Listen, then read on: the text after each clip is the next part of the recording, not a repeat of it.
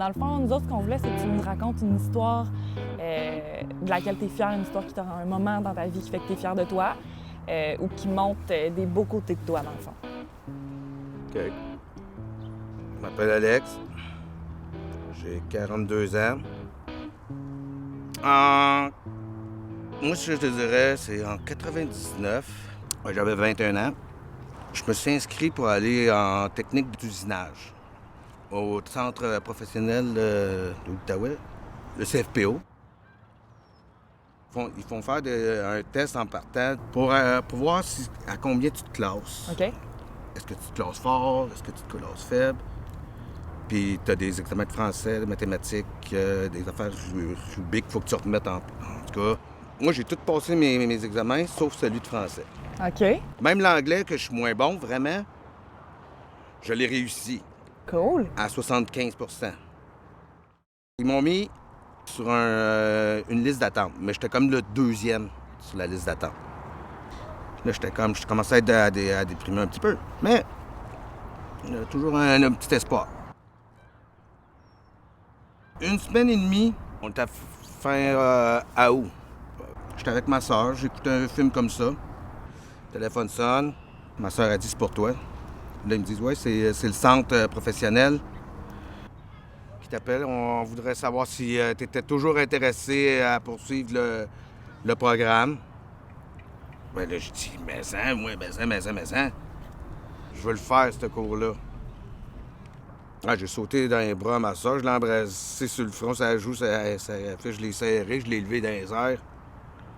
J'ai dit « ouais, je l'ai enfin eu, là, je vais pouvoir enfin faire ce que je voulais. » Mais là, elle était comme « ouais, mais lâche-moi, j'étais en train de m'étouffer. » Je la serrais bien trop fort. J'étais bien trop content. Je me rappelle parfaitement d'avoir dit oui. Même pas avoir hésité. Fait que là, je dis ça à mon père. Mon père était tout content. Parce qu'il faut savoir aussi que mon père, il a été machiniste aussi en France, par exemple, lui. OK. Lorsqu'il a immigré ici au Québec, il est devenu professeur en génie mécanique, ce qui se trouve être juste le grade au-dessus. OK. Donc, j'étais vraiment content de pouvoir enfin un peu suivre les traces de mon père. C'est cool. J'ai pogné un emploi 6 mois après avoir commencé mon cours. Cool. Puis c'est un cours de 1 an et 7 mois, 8 mois. Donc déjà, j'étais rentré dans la branche. Avant même d'avoir fini. Ben oui, j'adorais ça. C'était passionnant. Parce que tu découvres des choses, là, t'es comme « wow, ouais ». J'avais des très bons résultats. Donc au début, c'était pas évident parce que tu sais, t'es encore nouveau, tu sais, t'apprends. Au début de ma deuxième année, là, j'ai performé. Là. On faisait des projets, puis je performais pas mal. Il y a beaucoup en première année là, qui lâchent. Parce que c'est pas évident, c'est dur, là, ce cours-là. Là. C'est demandant. J'ai fait mon cours au complet, et après ça, je me suis fait engager par le même employeur que je travaillais pour.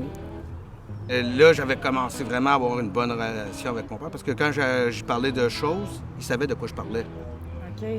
C'est ça qui me rendait fier quand j'allais chez mon père, là. Hey, on prenait une bière d'après-midi, là, mettons un samedi, là, j'allais souper chez eux, puis une bière, 2 bières, 3 bières, on était rendu 3 ou 4 bières, là, puis on parlait rien que de ça, là. Tu sais, quand mettons que j'avais une pièce spéciale, là, je viens de faire, là, hey, Pat, je viens de faire ça, là. Puis là, c'est ci, c'est ça, là, ouais. Souvent, ben c'est ça, souvent, là, on passait 2, 3, 4 heures, là, rien qu'à parler, là, puis là, sa blonde, elle était comme, ben là, c'est parce qu'on va manger bientôt, là. Tu vas-tu commencer à penser à préparer le barbecue? Oh, oui, dans pas grand temps, là. Des fois, on mangeait, t'es rendu 9 heures. C'est sûr, j'ai toujours été content de ça. J'ai toujours trouvé ça assez spécial de voir que mon père s'intéressait à ce que je faisais. On avait beaucoup de jasettes dans ce temps-là.